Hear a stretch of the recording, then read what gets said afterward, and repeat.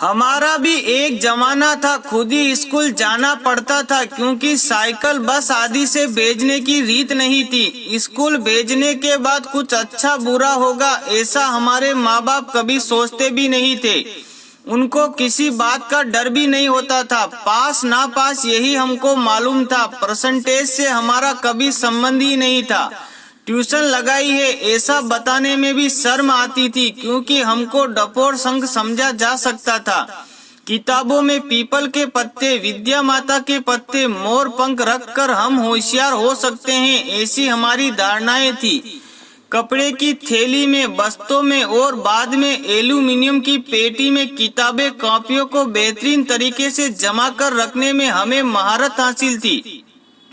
हर साल जब नई क्लास में बस्ता जमाते थे उसके पहले किताबें कॉपी पर ऊपर रद्दी पेपर की जिद चढ़ाते थे और ये काम एक वार्षिक उत्सव या त्योहार की तरह होता था।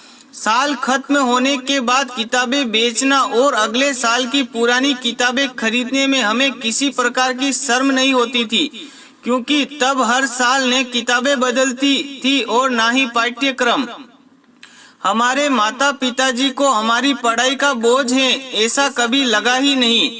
किसी दोस्त के साइकिल के अगले डंडे पर और दूसरे दोस्त की पीछे कैरियर पर बिठाकर गली गली घूमना हमारी दिनचर्या थी। इस तरह हम ना जाने कितना घूमा होंगे। स्कूल में सर के हाथ से मार खाना, पैर के अंगूठे पकड़कर खड़े रहना और कान लाल होने तक मरोड़े जाते वक्त हमारा ईगो कभी आड़े नहीं आता था। सही बोले तो ईगो का क्या मतलब होता है ये हमें मालूम ही नहीं था। घर और स्कूल में मार खाना भी हमारे दैनिक जीवन की एक सामान्य प्रक्रिया थी। मारने वाला और मार खाने वाला दोनों ही खुश रहते थे। मार खाने वाला इसलिए क्योंकि कल से आज कम पीटे हैं और मारने वाला इसलिए कि आज फिर हाथ धो लिए। बिना चप्पल जूतों के और किसी भी गेंद के साथ लकड़ी की पट्टियों से कहीं पर भी नंगे पैर क्रिकेट खेलने में क्या सुख था वे हमको ही पता था। हमने पॉकेट मनी कभी भी मांगी ही नहीं और पिताजी ने भी दी नहीं, इसलिए हमारी आवश्यकता भी छोटी छोटी सी थी। साल में कभी कभार एक आध बार सेव, मिक्सर, मुरमुरे, बेल खा लिया तो बहुत होता था। उसमें भी हमें बहुत खुश हो लेते थे। छोटी मोटी जरूरतें तो घर में ही कोई भी पूरी कर लेता था क्योंकि परिवार संयुक्त होते थे। दिवाली में लौंगी पटाखे की लड़ को छूटा करके एक एक पटाखा फोड़ते रहने में हमको कभी अपमान नहीं लगा। हम हमारे माँ बाप को कभी बता ही नहीं पाए कि हम आपको कितना प्रेम करते हैं क्योंकि हमको आई लव यू कहना आता ही नहीं था। आज हम दुनिया के असंख्य धक्के और टोंट खाते हुए और संघर्ष करती हुई दुनिया का एक हिस्सा हैं। किसी को जो चाहिए था वह मिला और किसी को कुछ मिला कि नहीं क्या पता। स्कूल की डबल ट्रिपल सीट पर घूमने वाले हम और स्कूल के बाहर उस हाफ पैंट में रहकर गोली टोपी बेचने वाले की दुकान पर दोस्तों द्वारा खिलाए पिलाए जाने की कृपा हमें याद है।